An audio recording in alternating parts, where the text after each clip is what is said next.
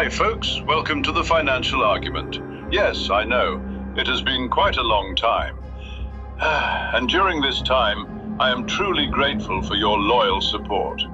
I am also aware that over the years, there have been many developments worth talking about, many things worth explaining. A lot has accumulated.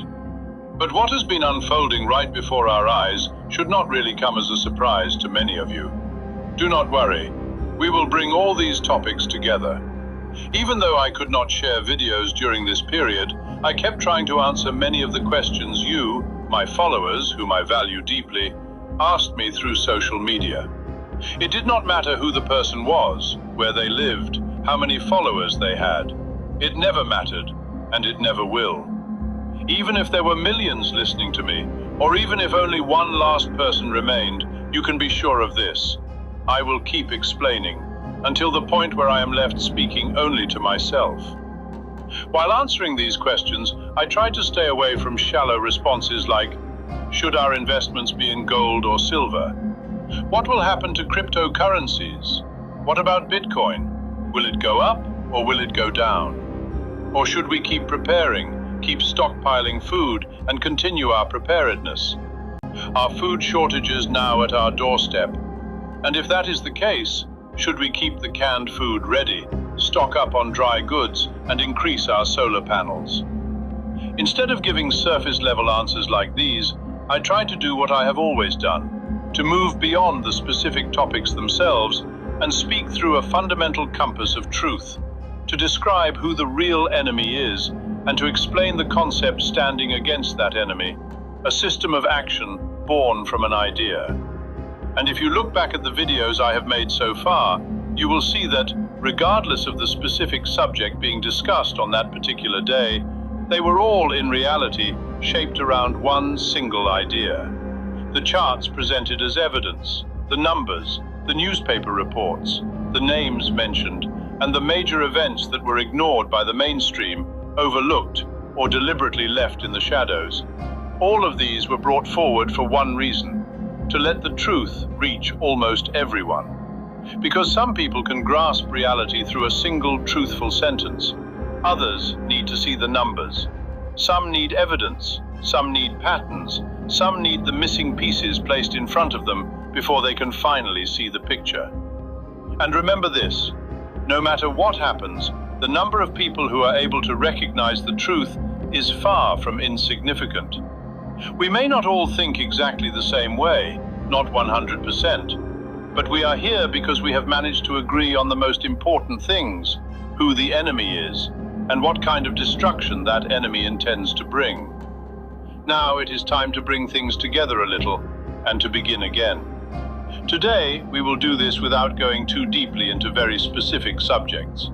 In that context, as I mentioned earlier, one of the questions I received came from a follower who asked me what I thought about Jiang Xueqin, a name whose videos are reaching millions of views these days, and what I thought about his predictions regarding global geopolitics. For those of you who do not know him yet, or rather for those of you whom the algorithm has not placed him in front of yet, it probably will, sooner or later. Because these days, this is a name you are very likely to come across. In short, Jiang Xueqin is a Chinese-Canadian geopolitical theorist. He uploads videos on his channel, Predictive History. In essence, his ability to simplify information and present it in an accessible way has turned him, for today's American online media environment, into something close to a reference point. Jiang positions game theory as the guiding force, even the engine of his narrative. In doing so, the subjects he discusses and the predictions he makes appear to rest on a broader intellectual framework. His ideas, surrounded by these seemingly well-structured inductions, become attractive to many people who have grown tired of the things they have been told for years. Up to this point, everything is normal. But even if what he presents may look pleasing to the eye, and even if some of his consumers may find it simple, elegant, and appealing, the moment it faces the overwhelming density of information that must actually be distilled, it begins to collapse under its own weight. And that is where the malfunctions begin.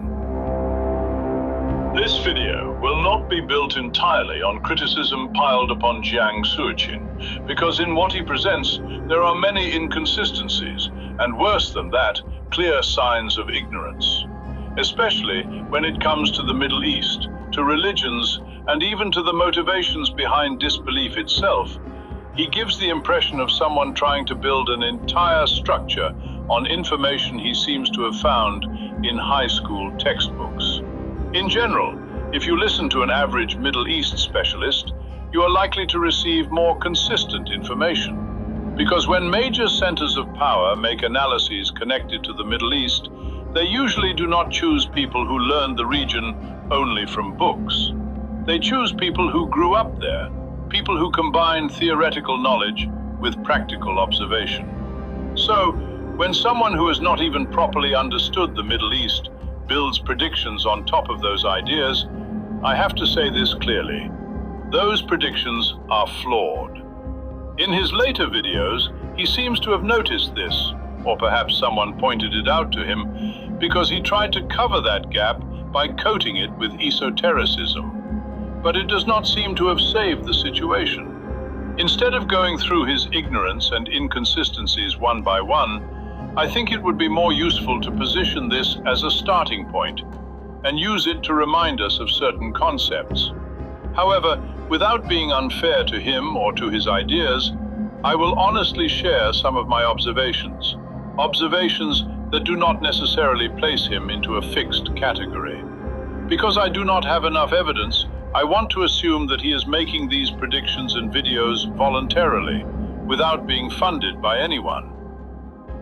After a certain point, what he was saying began to give me a particular impression, that this was a mixture of two things. On one side, the possible predictions and readings of a certain intellectual group within the state capitalist circles aligned with the Chinese Communist Party, and on the other side, the things that same group would want to happen, for the sake of their own interests. And when you listen a little more deeply, you will already notice that there are serious gaps in his knowledge about much of the world. As I said, it feels as if he is trying to manufacture consent and prepare people by presenting the things certain centers of power wish to happen as if they are simply going to happen. And this is exactly what turns him into a direct source of information for people who know that something is truly happening, but who have not yet been able to name it. People who are searching for a simple way to understand it. People who are ready to accept and trust the first source that seems to give them a clear framework. I do not blame those people, because honestly, they are not entirely wrong. The period we are living through right now is such a bubble that it is not merely an economic bubble anymore. It has also become a bubble of information. Almost no one who is popular today is critically examining what is happening with a sound mind, under the guidance of truth. And it is probably no coincidence that many of those who do exist are conspiracy-driven figures. People whose role is not really to offer a solution, but to keep the crowd emotionally occupied. The way he simplifies and presents information does, admittedly, carry a certain echo of Sun Tzu. I also think certain details should not be overlooked, that he may be deliberately using poor handwriting while explaining things, that he presents himself with the title of a high school teacher, that he uses no visuals on his channel, that his stories of going back and forth to China and of his wife saving his life create an emotional atmosphere. All of this feels like a successful piece of marketing aimed at the audience he wants to reach. Look, I am one of you, and I will explain everything to you simply. Still, I will not attach him to any particular network, nor will I accuse him of being an agent of influence. In this era, almost everyone is funded by someone. In fact, being funded is not even the real problem. The real problem begins in the confusion that emerges when you try to trace the funding backward, when you try to understand whose interests a person's words ultimately serve.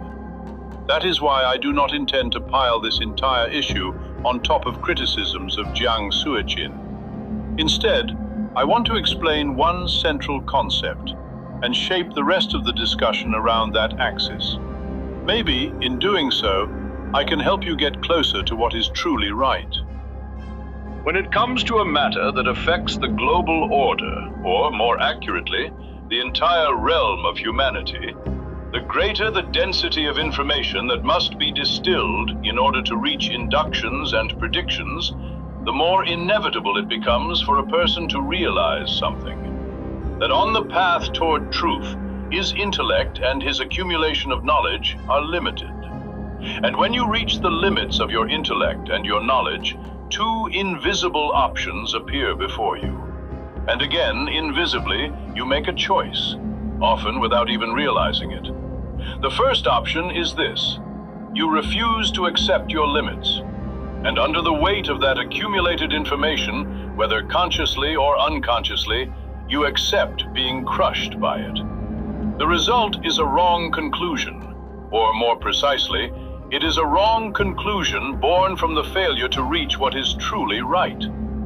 This is a natural outcome that happens to every individual who tries to pass judgment on great matters and reach broad inductions, and that includes me, first of all. So in the end, any conclusion fed by a single mind, no matter how dense its capacity for knowledge may be, will ultimately arrive at falsehood. And to be honest, this corresponds to what humanity has been taught as freedom of thought, that every idea produced by the mind, even if it arrives at falsehood, still has the right to be expressed and the right to make itself heard. So let us give freedom of thought its due. Even if the conclusion leads to falsehood, up to this point, everything is still normal. Because what we understand from this is that, in both cases, man ultimately reaches falsehood. Whether he relies only on his own intellect and knowledge, or whether he brings together hundreds of thousands of others, all gathered around the same purpose, he still arrives at falsehood. And at the end of the day, what we call prediction becomes no different from fortune-telling, or staring into a crystal ball. Let us take the simplest example. In a game of heads or tails, correctly guessing heads does not produce anything truly meaningful. In a game of equal probability, whether your prediction comes true or not, the result is, at most, a pleasant coincidence. But if the thing you claim to predict is something that could affect the fate of all humanity, then your mistake is no longer only your mistake. You drag into disaster all the people you have influenced and pulled away from reality. And if, while doing this, you are also trying to manufacture consent around your ideas, then we must begin to question whether your intentions are truly good. And this is exactly where I felt that remaining silent was no longer an option. Otherwise, whoever it may be, everyone can have ideas. Everyone can have predictions, and they will. So if man is trapped in a paradox where he cannot reach the truth, neither individually nor collectively, then how can he reach the truth? How can he reach a true prediction? He may remain silent in the face of what is happening around him. He may have been silenced. He may have been put to sleep. And for those people, frankly, there is not much to be done. But what about the person who is searching for the truth? What will he do? At this point, what matters is the source from which your arguments come as you move toward induction. If the conclusion you reach does not begin with God, and if it does not end with God, then once again you will be dragged into falsehood, guided by the individual mind. And this is exactly where Jiang Xueqin and people like him fall into falsehood. At this point, turning the matter into a word salad that lumps all religions together may make it seem simple and easy to understand. But it also causes you to censor the truth. Truth is always one, even if different paths may lead toward it. You cannot speak of multiple truths, reached by many different roads, as if they were all equally true. Even though I have plenty of evidence in my hands, I will not present it here. I will not say whether he is funded by someone or not, and I will not force him into a fixed category. I will remain calm, and I will say this: these are his own ideas, and he is trying to explain them. I will only say that he is a man who trusts the guidance of his personal or collective intellect, and at the end of the day, he points his finger toward falsehood. I will say that he is not acting with bad intentions, and beyond that, I will make no further comment. I am not giving a religious sermon. On the contrary, I am laying out how the truth can be reached and what kinds of ideas can drag you into disaster. Once you know the source of truth, you no longer need predictions or all those simple and complex strategies quite as much. If you do not believe in God, that is your own matter. But then you take the shortcut back to the first path, and you inevitably choose one of the roads that leads to falsehood. At most, what you gain is a deceptive pride, the pride of having chosen your own falsehood. But if we believe in God, if we place Him at the beginning of deduction and at the end of induction, and if throughout every step in between we acknowledge the existence of God, then truth begins to clarify itself precisely at that point. In that case, regardless of your level of knowledge, intellect, or perception, there is always a guide standing beside you, a guide that speaks to every human being. The age you live in, how closely you follow current developments, how much you read, how much you analyze, how much you scroll through the news on your phone. All of it becomes almost irrelevant, because in every event that unfolds, you already have a source of knowledge that can guide you. You do not fall for the deceptive rush of the agenda, or for the cheap slogans that confuse the mind. You read, you research, you improve yourself, but you always move under the light of your guide. So when I speak to you about today's corrupted monetary system, or when I emphasize the importance of gold and underline it again and again, I am not merely talking about those physical bars that shine in yellow. I am not shouting that in a few months the ounce price will rise to this many dollars or fall to that many dollars. I am talking about a divine monetary order, about not falling into excess, about economic justice. In essence, the equality of the economic order was established by God, together with creation itself. These are forms of money that carry value within themselves, such as gold and silver. That gold, the gold through which trade takes place, through which exchange finds its measure, through which, most importantly, labor finds its reward. The gold with which bread has been bought throughout history, the gold through which grain was sold, the gold through which intercontinental trade was carried out. But no one should ever draw the following conclusion from this, that we are all going back to ancient times, that we will walk around with linen pouches full of gold in our pockets, that when we go shopping at the market, we will hand over a gold coin, and that the cashier will give us 5 silver coins back as change. Of course, paper money or similar instruments that make exchange easier should exist. But if the economic game is going to be played by this rule, then the rules must be set clearly from the very beginning. The real problem, in essence, is not money itself, nor is it the system of whatever is used in place of money. This is where the real fracture and the real ugliness begins. The truth is this: when the rules of the economic system are changed, it evolves into a corrupted system, almost as if guided by evil itself. Here, groups of power, groups that possess intellect, force, and accumulated knowledge, cooperate under the guidance of evil to tear down the order of God, an order they could never have created on their own. While the physical existence of gold and silver is sufficient to support economic activity, yet not unlimited, and while this in itself is a miracle, you witness a massive act of theft on a global scale. What is evil is not the banks themselves. What is evil is the role assigned to banks within this game. This, in essence, corresponds to a corrupted order that also contains the idea of printing money without limit. Throughout history, many great states have lived through examples of this again and again. Those periods that began with mixing copper into gold and silver those periods in which the system itself became increasingly corrupted by evil, and on the stage of history, what collapsed was always the currencies, and the ones who lost were always those great states. From the perspective of economics, the real problem is not simply the idea of printing money without limit either.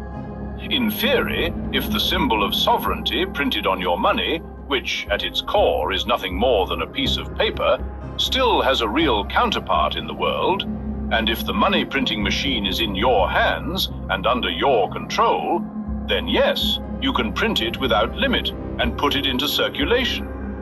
But what happens if you do this without any real counterpart in the market?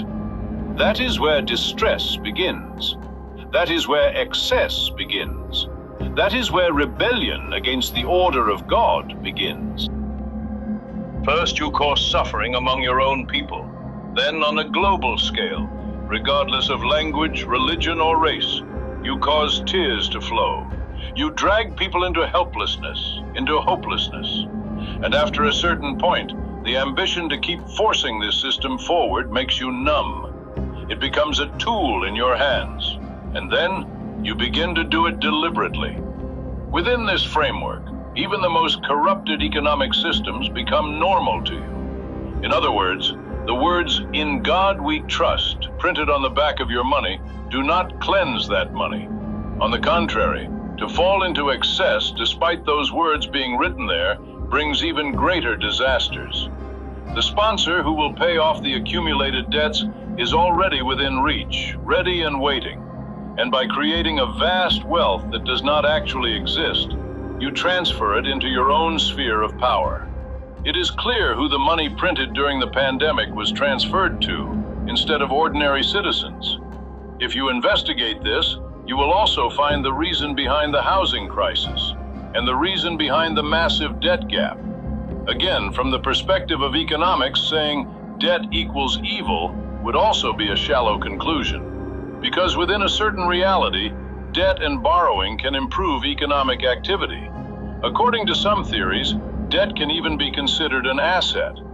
But if you place no measure on it, if you follow no norm, if you say, there are billions of people who will pay this massive debt anyway, then, as in every other matter, you will be mistaken here as well, and you will be dragged into falsehood.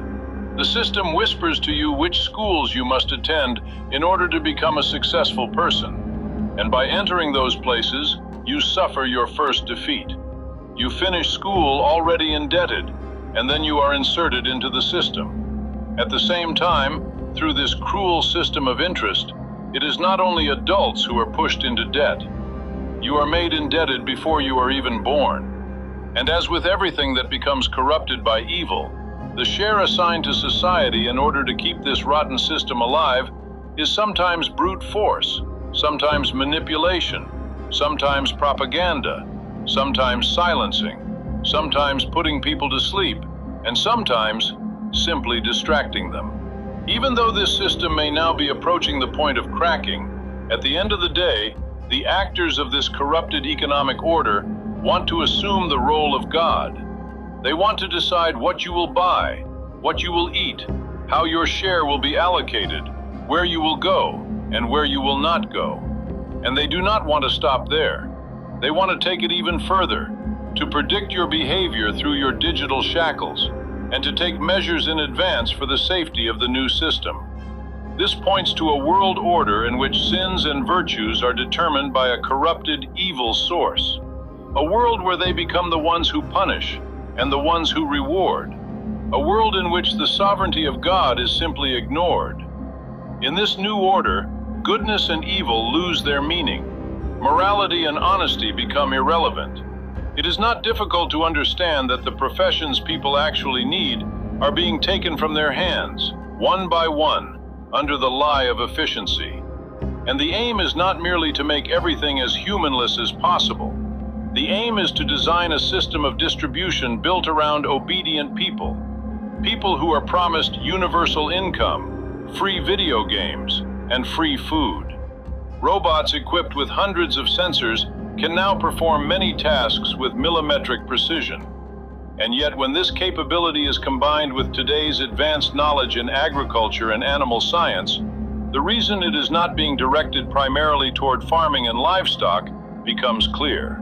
The real aim is to gain control over food. Within this framework, agriculture and livestock are being suppressed across the world in unbelievable ways, sometimes through excuses, sometimes through regulations, and when those are not enough, through other methods.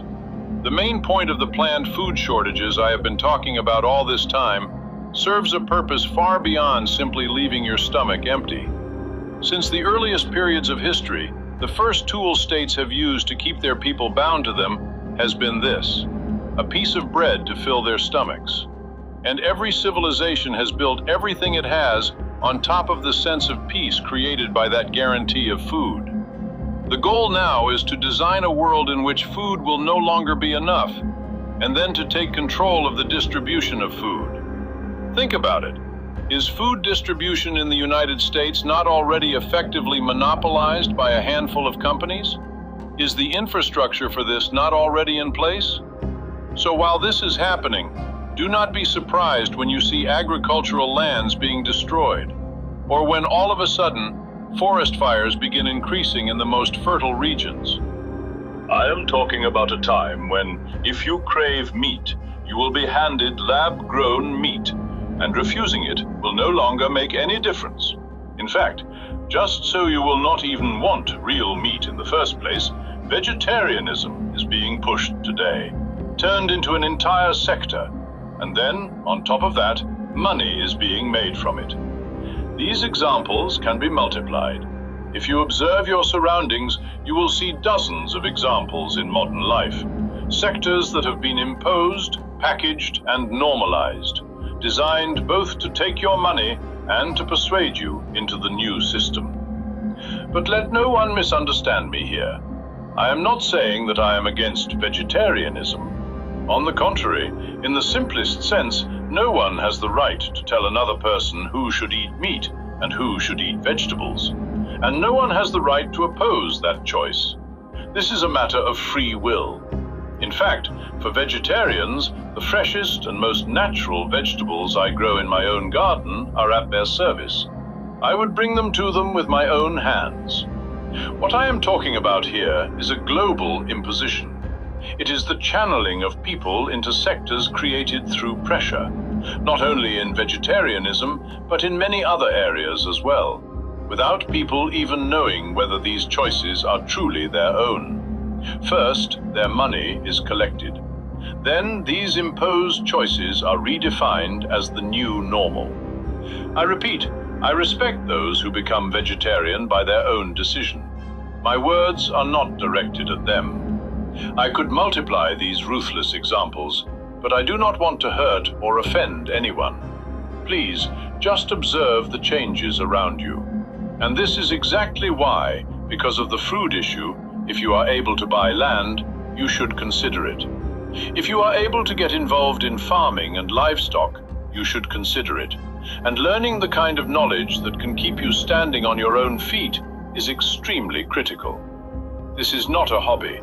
This is about keeping your family and your loved ones standing. So look at those preppers, the people you may think have gone too far with stockpiling and preparedness, from this perspective as well. Because in the end, you will have two choices before you. Either you integrate into the system and hand over all control, or you stand on your own without needing anyone, with what you believe in and under the light of truth. Do not forget, being pushed into such a forced choice is exactly the situation you will eventually face. Today, the most fundamental problem in the world, especially in the United States of America, is morality. Our number one problem is that a large part of society has lost its moral compass. It would not be wrong to say that the pressures of a corrupted economic system, the transformation of socio-cultural understanding, the hollowing out of the family, and the culture of interest, debt, and consumption have all played a role in this. Please, no matter which country you live in, look around you. And when you go down to the root of the problems, try to see that there is a moral problem there. And history has shown us this. Economic systems collapse. Yes, this is deeply painful. It hurts. But over time, new systems come to replace the old ones. One way or another, the system tends to heal itself. But societies that have lost their morality after a certain threshold can never truly recover. So do not trust anyone who does not tell you this problem at the very beginning, or anyone who tries to cover it up. No matter their title, no matter their fame, do not forget that they are lying to you, manipulating you, and forcing you into consent. And do not give ground to those who, like Jiang Xueqin, put forward so-called conspiracy theories, claiming that the two-polar structure created by the democratic understanding in the United States will lead to a civil war, that the country will be divided. Do not give them that ground. Focus on the bigger picture and on your real enemy, evil. No matter what evidence they present to convince you, no matter how decorated their charts may be, no matter how impressive their numbers may seem, do not allow your mind to stage scenes of such a thing actually happening. Because that would whisper into your ear that your neighbor, who may not share your political views, and millions of people you have never even seen, never even known, are potential enemies to you. And even if such a thing was never going to happen, if those whispers grow from city to city and turn into reality with a single spark, you will deeply regret the destruction it creates. Because if something happens to you and your family, the person standing beside you in that first circle will most likely be your neighbor, or those good people whose faces you may have never even seen before. So treat people well. Do not believe that your real enemy is made up of people you do not know, regardless of their age, their language, their religion, or their race. And increase your preparations. Do not forget. Find your compass of truth and discover your own truth under its light. Please do not hesitate to share your thoughts and questions in the comments. I will try to answer all of them. See you in the next video. God bless y'all.